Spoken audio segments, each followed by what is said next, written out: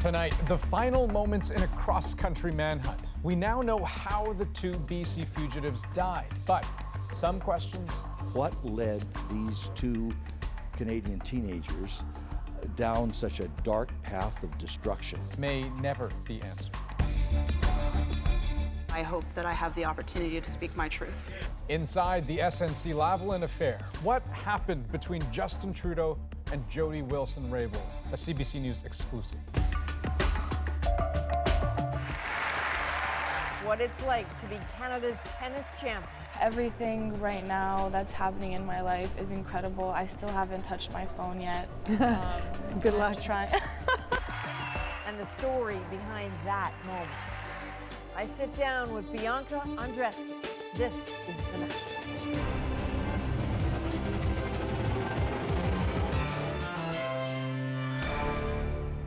After all the drama and the fear, two key things are clearer tonight about the bodies police found in the brush near Gillam, Manitoba. First, there's now no doubt they are the bodies of Cam McLeod and Briar Schmigelski, two fugitives who led police on a manhunt for weeks. But we also now know how they died. Tanya Fletcher takes us through the findings as well as the questions that still linger. At least one answer today after the cross-country manhunt that spanned weeks and crossed provinces. We now know Briar Schmigelski and Cam McLeod died of apparent suicide by gunfire. What we don't know is when exactly. RCMP suggests they lived for days after they were last spotted alive on July 22nd near Split Lake, Manitoba, but that they were also dead for days before they were found August 7th. Medical experts say it can be tough to pinpoint specific dates. The two bodies may have different states of preservation depending upon the microenvironment where they were. A body kept in very cool conditions can remain pretty well preserved for a long time. A body in very warm conditions, not so much. RCMP also confirmed two firearms were found near the bodies. Forensic analysis will determine whether those are the same weapons connected to the killings of Lucas Fowler, China Dees, and Leonard Dick. Police are also still searching for a motive. They can look at some of the evidence and come up with some very often scientifically based reasons for what happened. And again, since we don't have statements off the accused, that might be our best bet. A behavioral analysis team will now investigate the circumstances surrounding the deaths of Schmigelski and McLeod. Investigators sifted through more than 1,000 tips over the course of the case. Even the military was brought in to help. So another question, why did such an extensive search turn up so little for so long? This is a massive territory and very inhospitable territory, some of the most rugged terrain in the country.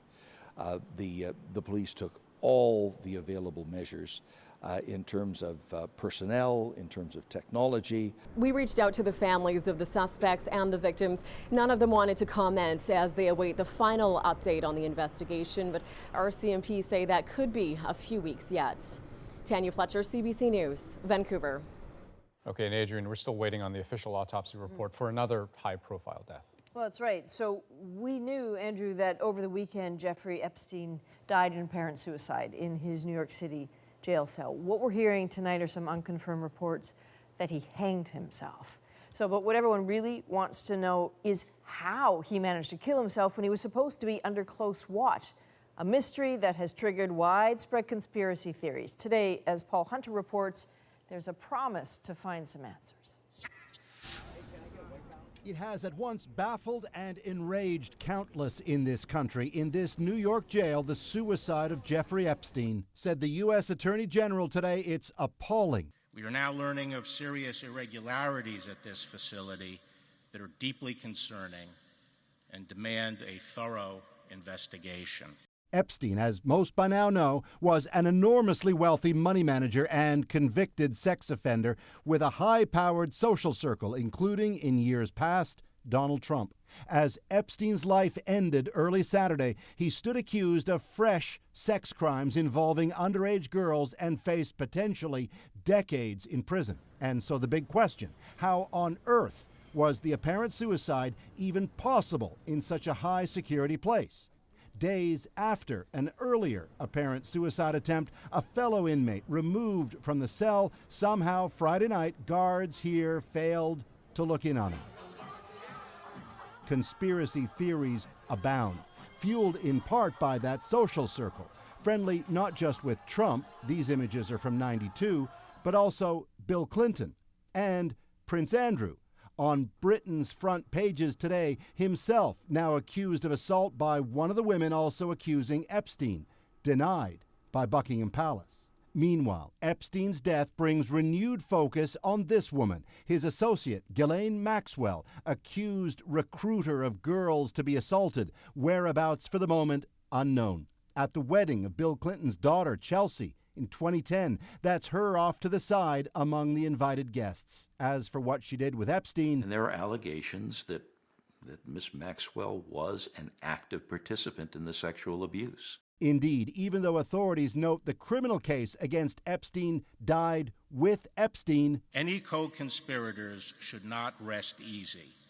The victims deserve justice, and they will get it. Today, in France, where Epstein owned this property, fresh calls to open an investigation there.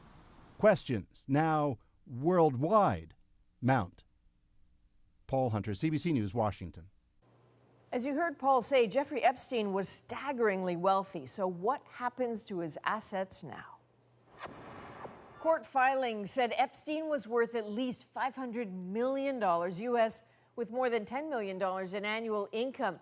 He also owns some incredible real estate, including a $77 million mansion in Manhattan's Upper East Side, a 27,000 square foot ranch house in New Mexico, a home in Palm Beach, just down the road from Trump's Mar-a-Lago resort, 2 private islands in the U.S. Virgin Islands, and that apartment in Paris's Tony 16th arrondissement.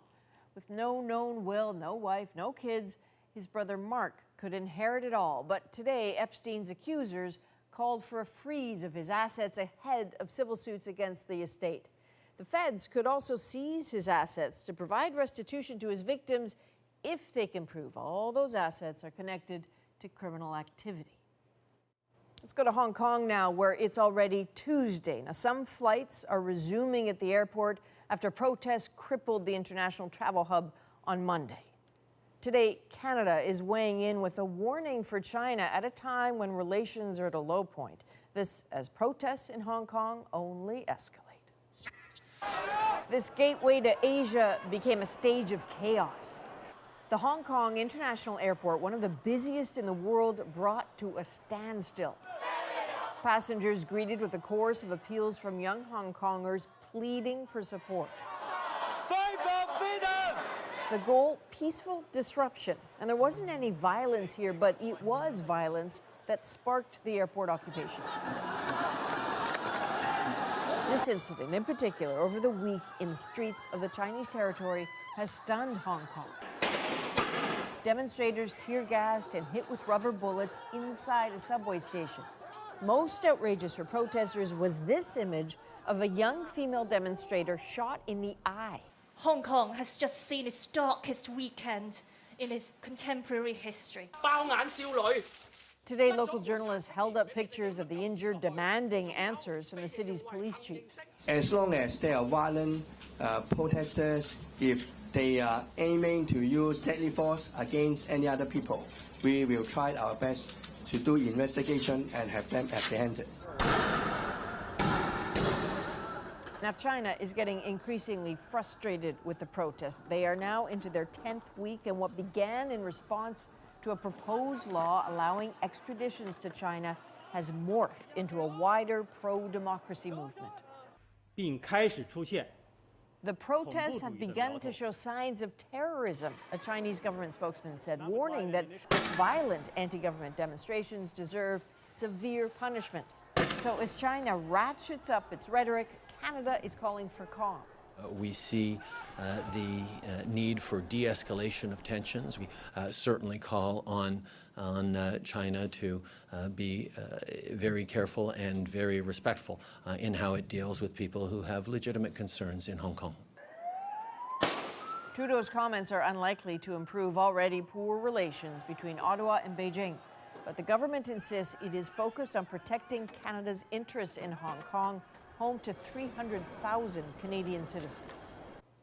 A global affairs travel advisory for Hong Kong is still in effect, warning Canadians to exercise what it calls a high degree of caution due to disruptions to public transit and possible acts of violence. We are just 10 weeks away from the federal election, and we now know which party leaders have been invited to the two major election debates and which one in particular has not. Now, on the invite list, the Bloc Québécois, Conservative, Green, Liberal, and NDP leaders. But Maxime Bernier, leader of the People's Party of Canada, not invited. That news was delivered by David Johnston, commissioner of the debate organizing group. That could still change. The party's relatively new, only formed last year after Bernier left the Conservatives. The first debate is set for October 7th. Chris Hall is our national affairs editor in Ottawa and, of course, host of The House on CBC Radio. So, Chris, essentially there was a list of criteria to get an invitation, and Bernier didn't meet enough of them. That's right. He only meets one of the three criteria, and you need to meet two. And the reason primarily, Andrew, is that he leads a new party that's never elected an MP. But I think what got our attention in all of this is the criteria around which David Johnston really is excluding the PPC and Maxime Bernier. And that is that he doesn't believe, based on public opinion polling and seat projections, that the PPC has a legitimate chance of winning more than one seat. That said, it's a preliminary decision. He's given Maxime Bernier until August the 23rd to come up with 3 to 5 ridings to submit that he believes the party has a good chance of winning, and any other evidence by September the 9th that warrants including Maxime Bernier in this debate. So not a lot of time to meet those demands. Yeah, but no surprise here, Maxime Bernier has already responded in sort to this. What did he have to say? Yeah, he did respond by saying he was disappointed, obviously, in the decision and saying it doesn't take into account the political context or the fact that the PPC is a populist party. Here's part of what he said. The statement says, the PPC represents a unique perspective. It is the only party that offers distinct policy positions on several topics that are at the heart of political debates, including immigration, climate change, freedom of expression, corporate welfare, foreign aid, supply management, and many other topics. Whether they have a list to submit and what those ridings might be that they could win, I didn't get an answer. But of course, getting into the debates is really important for any leader, let alone one of a new party, to show what your positions are, to be able to allow voters to contrast and compare how you compare to the other leaders. So clearly the PPC will continue to make the case that it belongs, and its leader, Maxime Bernier, belongs in these debates. Chris Hall in Ottawa, thanks so much. Thanks, Andrew. Now, as Justin Trudeau looks towards the campaign, it's hard to forget one issue from his first mandate that has perhaps done more damage than any other, talking about the SNC-Lavalin controversy. At the center of it was a justice minister who claimed she had been improperly pressured, and a prime minister's office saying that was simply not the case. Now, an upcoming book by CBC senior writer Aaron Wary describes a relationship between the two that maybe never really worked. Our Rosemary Barton has more on the new, behind-the-scenes details of a controversy that would shake the very foundation of the Liberal government. I, Jody Wilson-Raybould, will be faithful and execute the powers as a Minister of Justice and the Attorney General of Canada. It was Justin Trudeau who helped recruit Jody Wilson-Raybould back in 2015. But no matter what Trudeau did over this past spring, he could not find a way to keep her in the Liberal fold. And he seemed to understand the danger of that even before she was gone, telling Wary in January, I totally understand that when you have powerful, positive symbols, it's also possible to have that snap back on you when you make other decisions. Wary writes that it was actually Wilson-Raybould who first alerted the Prime Minister's office that a newspaper was about to publish a story about a deferred prosecution agreement and SNC-Lavalin. The allegations in the Globe story this morning are false. Trudeau's first response was to say there had been no undue pressure on the former Justice Minister. Neither the current nor the previous Attorney General was ever directed by me or by anyone in my office. But Trudeau then heard the minister was not pleased with his answer. And now, for the first time, we are learning how the next couple of dramatic days unfolded. I have met with Minister Wilson-Raybould a couple of times already since arriving in BC. We spoke about our shared goals for our country and for this government. On February 10th, Trudeau and Wilson-Raybould met privately at the Vancouver airport, where the minister told Trudeau she was worried about how he was being served by some of his advisors, and where, according to the book, she reveals for the first time she felt inappropriately pressured on the SNC file. Trudeau says this was his reaction. My first question was, why now? Why are you telling me this now and not months ago? He says she gave no ultimatums at that meeting, so the two met again the following morning, when Trudeau tried to reassure the minister that they could figure this out, where he again said Wilson-Raybould had the power to make her own decisions on the matter. Her presence in cabinet should actually speak for itself. Not long after that press conference, Wilson-Raybould asked for a third meeting, where she told Trudeau she was quitting. A surprised Trudeau said this at the time. This resignation is not consistent with conversations I had with Jody a few weeks ago when I asked her to serve as Canada's Minister for Veterans Affairs. Even when speaking with Wary for the book, Trudeau says he doesn't fully understand why she left. These are delicate conversations, and I don't want to mischaracterize them or speak for anyone else, but I continued to not entirely understand why.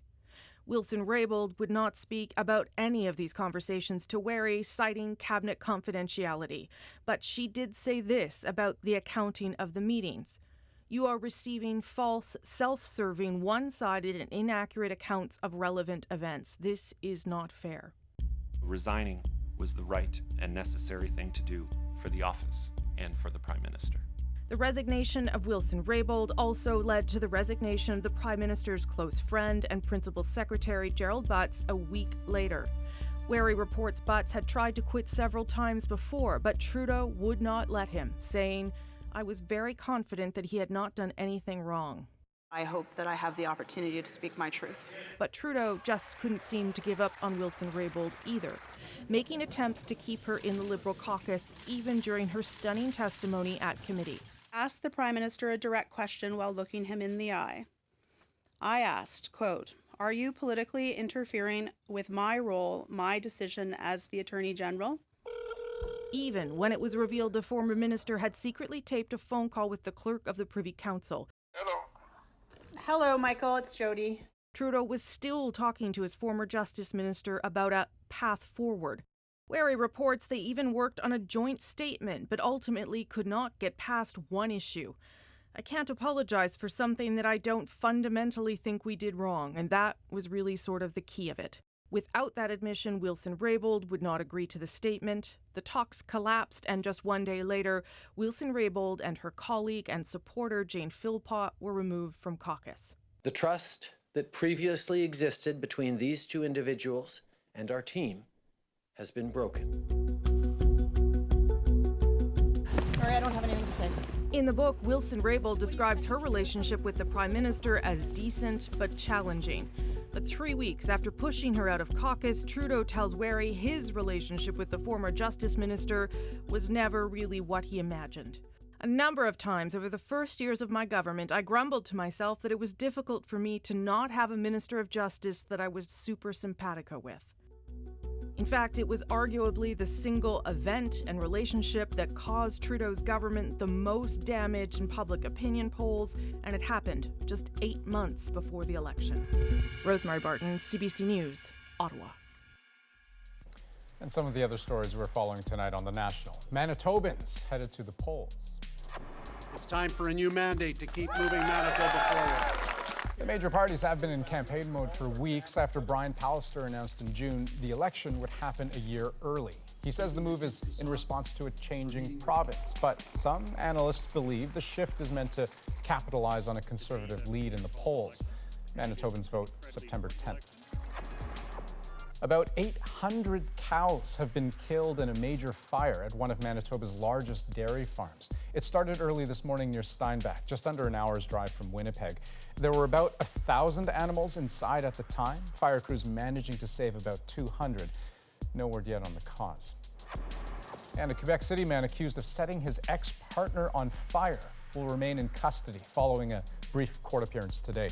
The victim is in critical condition with burns on 50% of her body. The attack happened Friday in front of the woman's 2 children and mother. And there's a second investigation underway, this one into the officers who escorted the man to jail. The incident was caught on camera. You can see one of the officers holding a fire extinguisher. The other appears to stifle a laugh. The union says the officers feared retaliation from the suspect's family, who weren't actually there, but the department is considering if this was a tasteless prank. Across the country, people are talking about Bianca Andreescu, Canada's rising tennis star. Well, today, lucky me, I got to talk with her about yesterday's bittersweet victory over Serena Williams and the other tennis superstar who has become a big fan.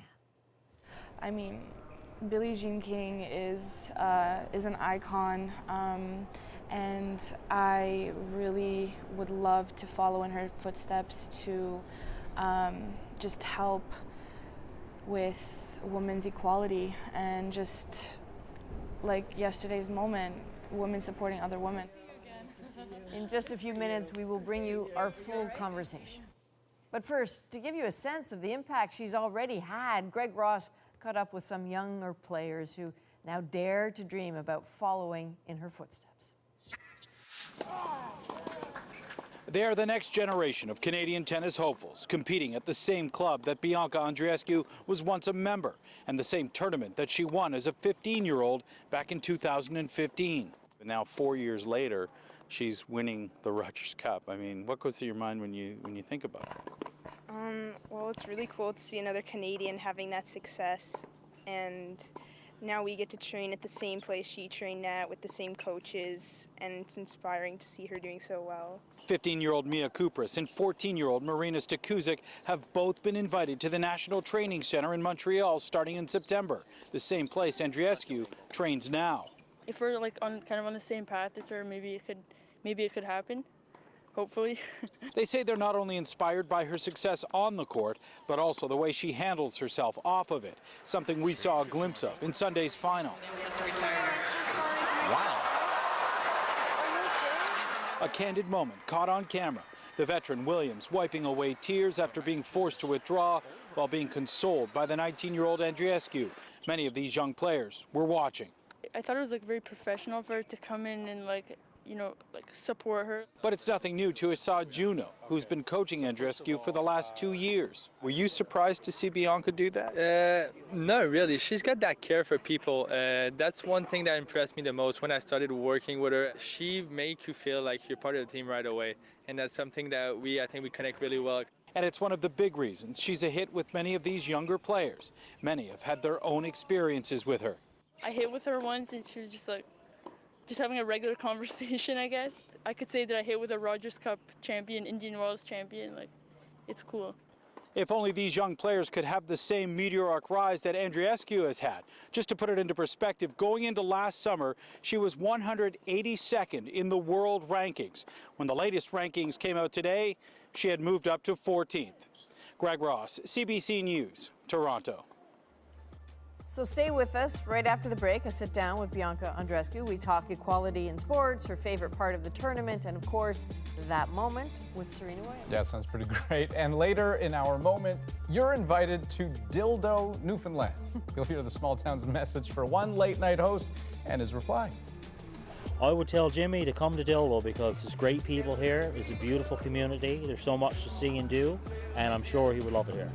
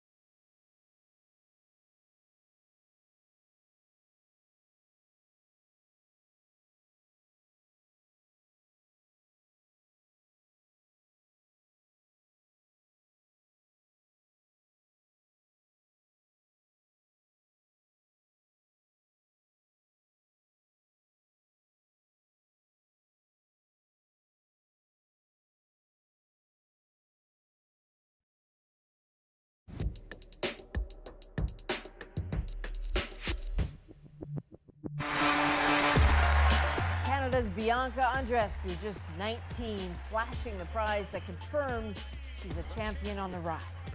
This has been a dream come true. This week has not been easy. Not easy at all. Andreescu came to the Rogers Cup fresh from a shoulder injury that kept her idle for weeks. Andreescu has done it. When a groin pull slowed her down last Friday, Andreescu getting some medical attention. she summoned the iron will that seems to set her apart. When I step out on the court, I'm fearless. I show no mercy, no matter who I play. For the top prize, she faced longtime hero Serena Williams, and Williams' own injury led to this extraordinary moment. Yo, I've watched your whole career. You're a beast. Andreescu comforted her opponent just before being declared the victor. This is just the beginning. Today, I sat down once again with Bianca Andreescu. So, congratulations. You are the winner, and I'm wondering what winning this actually feels like. It's really hard to describe a feeling like this. I mean, playing in front of my home crowd and just being able to win at home. I've dedicated so much hard work and sweat on that center court, so being able to actually take the title this week is truly incredible. It's a blessing, really. And I know that people say, well, you know, it was 19 minutes in the final, but you actually played more tennis this week than anybody else, any of the other women on that court.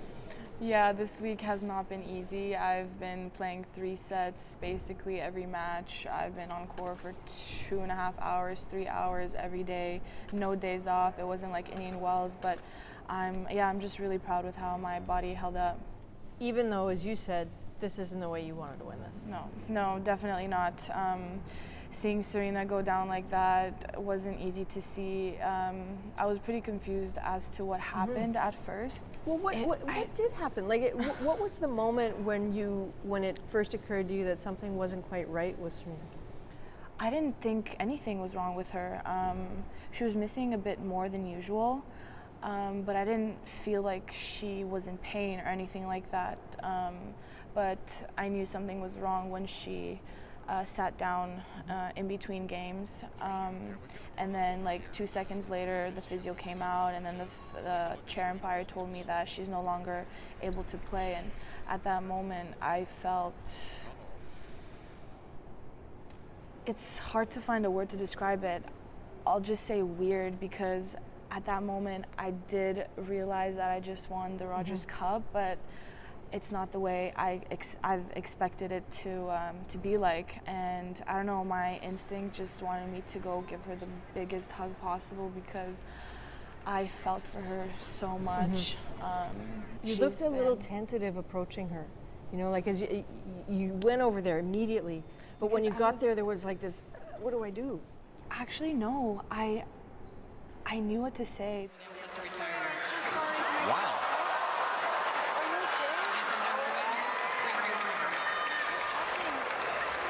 The match is over.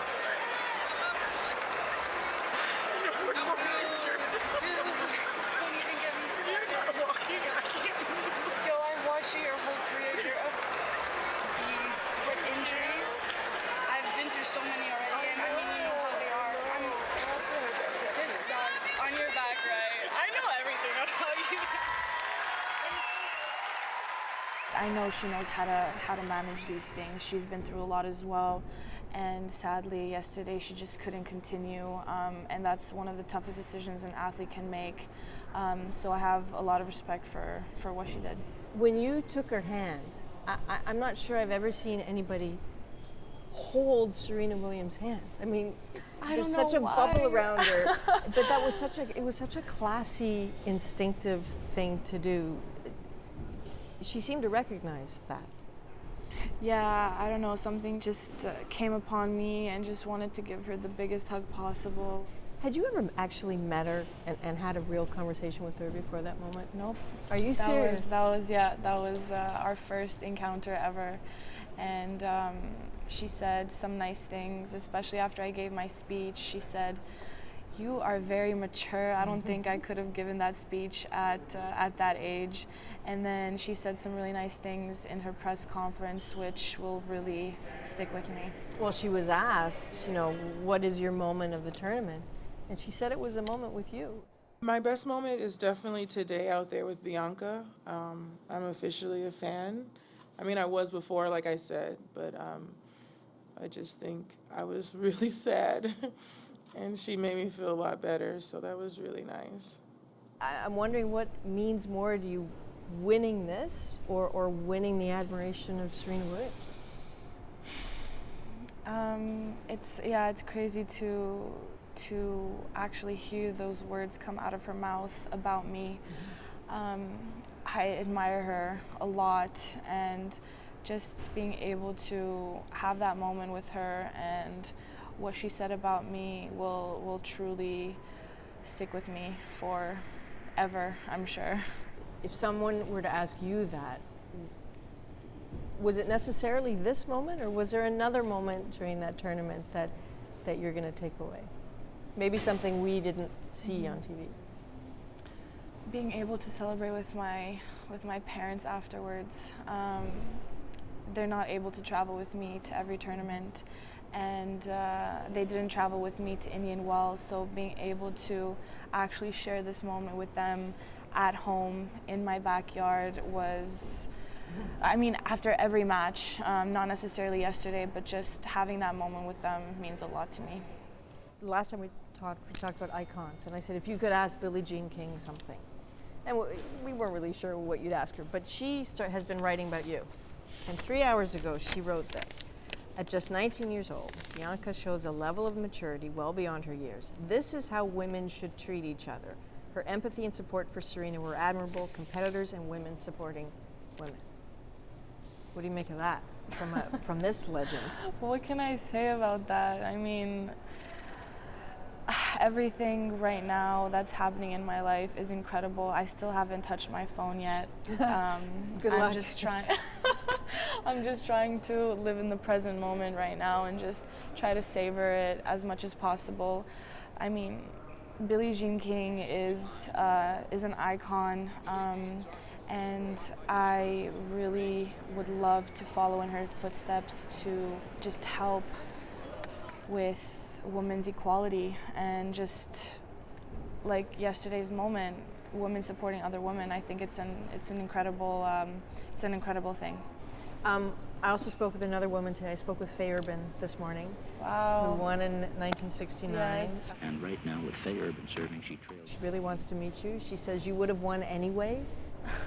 She got, in 1969, $150 for her troubles in winning. And you had a very healthy paycheck yesterday, but it was half of what Rafa Nadal got. What do you make of that? That's just how it is at the moment. Billie Jean King has done so much already, and it's starting to improve more and more. I mean, at the Grand Slams now, it's more equal than it's ever has been. But yeah, it should always be about equality. I mean, men and women should definitely look at each other in the same way. We're all human at the end of the day, so why shouldn't us women get the same equalities as men? One question I asked you last time is, what are your goals? Because I presume they had to change after Indian Wells, and I'm going to guess they're going to have to change again now. You said at the time. Yes, I actually didn't get a chance to sit down with my coach to talk about that yet, but in my eyes, I would like to maybe crack the top 15. So now it's 14, you've done that. So what's next? What's next? Well, I'm definitely not satisfied.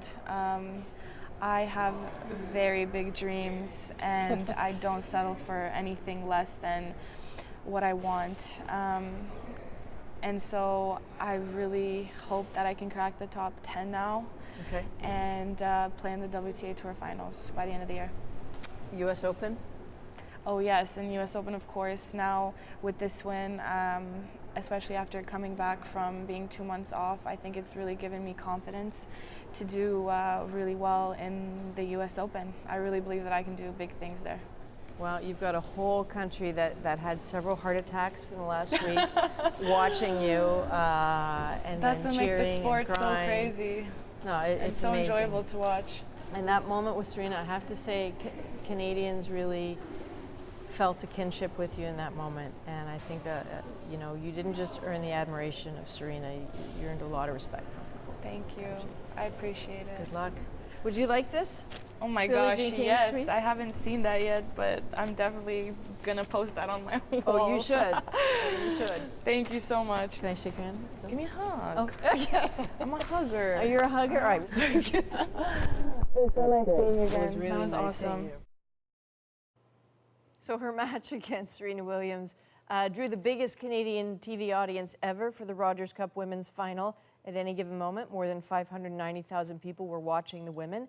That is nearly double yesterday's audience for the men. Andreescu's next chance to shine, that is the U.S. Open. It starts 2 weeks from today. Getting butterflies just thinking about it. Okay, still ahead on the National, preventing medical errors. The steps hospitals are taking to fix the problem and keep patients safe. Other industries that are high risk, like aviation, would never allow the number of people to die as a result of their services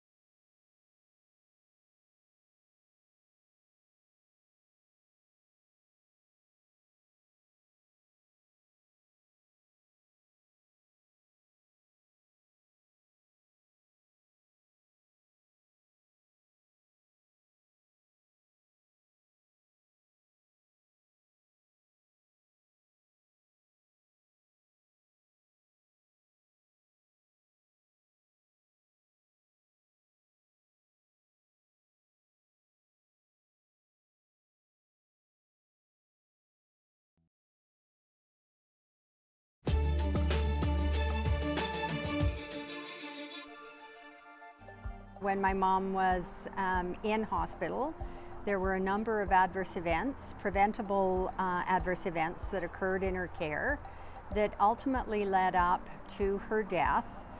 Drug mix-ups, botched surgeries, even accidental falls. Medical errors can have a devastating impact, setting back a patient's recovery, prolonging a hospital stay, even ending a life. And a new study finds there are significant financial costs as well. So, as Christine Birak shows us, tackling those mistakes could be invaluable. They are rare, but we know mistakes happen in hospitals. Few are this dramatic. Most involve incorrect drugs and doses. Using more than 600,000 Ontario hospital admission records over a year, researchers found nearly 6% of patients experienced harm during their hospital stay.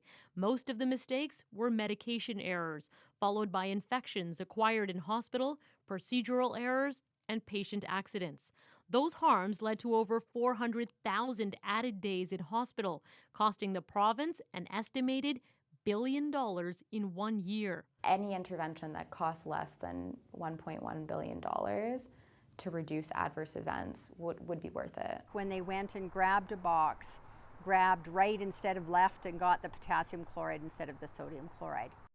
The bottles looked similar. A simple substitution error 15 years ago cost Deborah Preuss's mother her life. Other industries that are high risk, like aviation, would never allow people to die as a result of their services.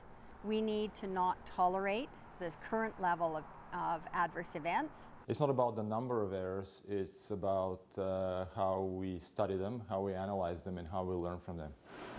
Enter Black Box, a monitoring system pioneered here at St. Michael's Hospital in Toronto, is now being used around the world. As in airplanes, it records conversations, along with surgeries, operating room traffic, and hundreds of other data points. It's found simple distractions can result in serious errors. People coming in the room just to ask how was your weekend and did you watch the hockey game last night? And irrelevant conversation due to critical steps of the procedure. As a result, the hospital is instituting new operating room procedures. While no one expects medical errors to reach zero, everyone agrees the goal is to keep hospital patients as safe as possible. Christine Birak, CBC News, Toronto. Still ahead on the National, from a lottery win to a big headache, why one Nova Scotia family's dream home is catching their neighbors' attention. They're putting a lot of money in to come up here and relax and have a great time, and then be kind of shunned and treated like they're not wanted.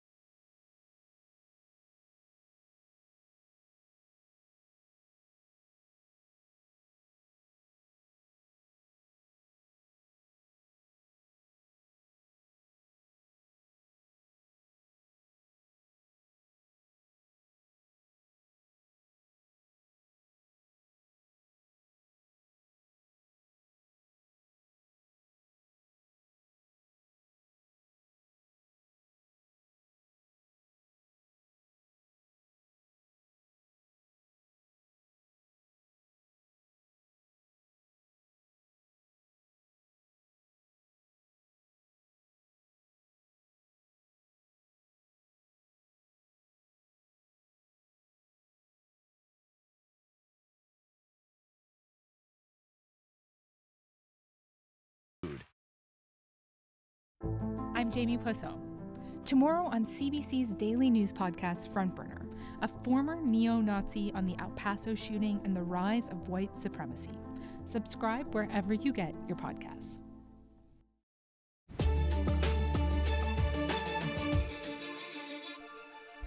Welcome back. A friend of the Dayton, Ohio shooter is now facing federal firearms charges.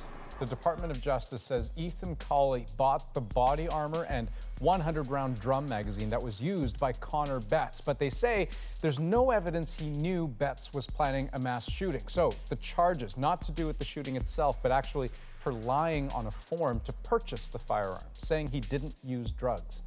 Connor Betts was shot and killed by police just over a week ago after he opened fire in Dayton's entertainment district, killing 9 people, including his own sister. The Trump administration has announced major changes to the Endangered Species Act, sparking outcry from environmental groups saying the move will speed up the extinction of many species. The new rules, which go into effect in 30 days, allow the government to consider the economic cost of protecting a species. 10 state attorneys general say they plan to sue over the new regulation.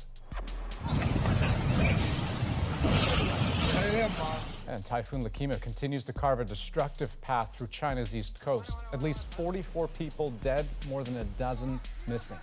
Since making landfall early Saturday morning, the deadly storm has tracked northward past Shanghai, forcing the evacuation of more than 1 million people and racking up an estimated $2.7 billion in damage.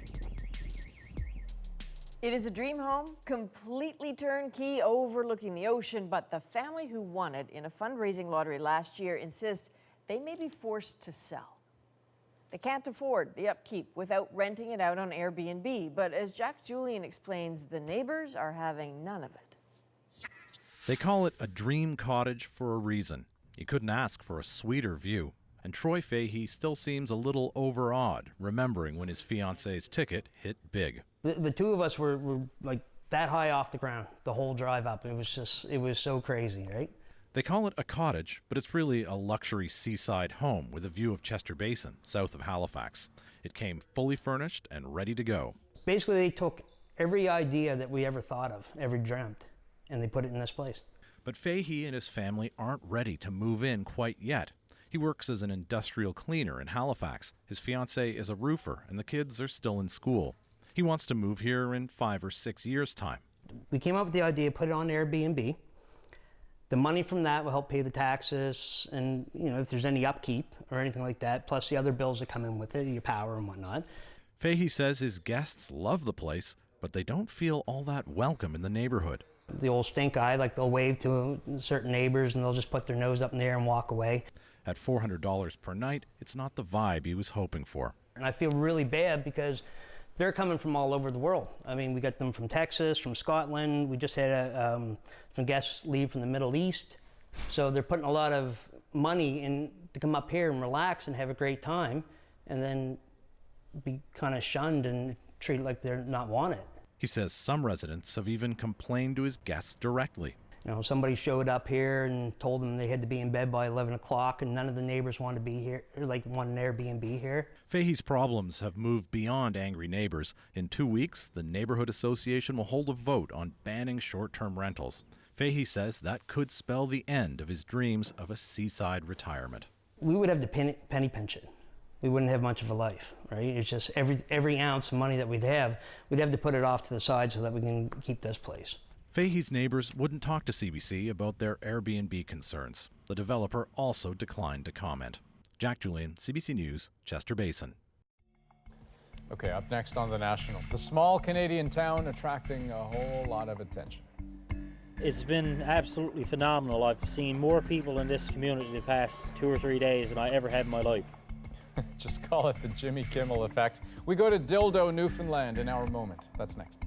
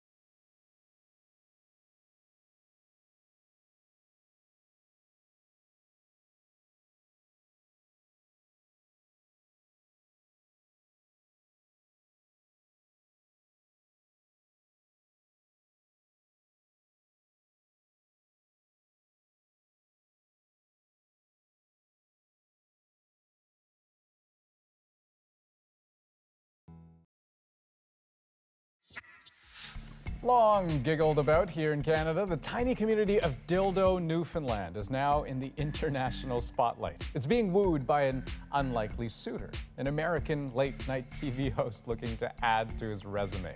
Now, maybe Dildodians are used to getting attention, but Jimmy Kimmel just recently discovered them, and now, having never been there, he's launched a campaign to become its mayor. He featured the community on his show last week, and since then, tourists have been flocking to it. So, Dildo's moment in the limelight is our moment tonight. 4D stands for our dignity, our name will never change. Everything is booming like around Dildo. We're fiercely proud of our name, we're fiercely proud of our heritage. Dildo is special because it's a beautiful town, beautiful people. There's so much to see and do, and I'm sure he would love it here. It's very exciting to see all the tourists around get more and more every day, and they walk into the coffee shop and everybody enjoyed to be a part of Jimmy Kimmel campaign. We don't have a proper town council and we're not a municipality, so we're not able to officially elect the mayor, but in the fun of things and the good sports we are, if his platform is good, you never know, we might make him mayor of some sort. And hell we fought for liberty and the need for days of old. The animals lives out the loving word that we all call Dildo. Okay, so thank you, Jimmy Kimmel, for adding to the economy of Dildo, Newfoundland. Exactly. But we were just saying that this is not news. I mean, I don't know if somebody gave him an atlas or a present. Yeah, there are a lot of funny named Canadian cities, right? For sure. Yeah. This one has been around for a long time, but we're researchers here at the National. Yeah, and so apparently maybe there's a serious side to Dildo as well, because, and you know, we don't know the exact origin of the name and you know, how it came to be, but it's worth knowing that there is a Dildo Island, the name of which goes back to, I think, 1711. Right. A dildo is also referring to like pins that act as pivots for oars in a rowboat. And I think we're out of time. There's also a dildo, dildo cactus is another thing as well. But yes, let's just leave it there. That's probably the safest, most prudent thing to do. That's the National for this August 12th. Good night. Good night. Nothing.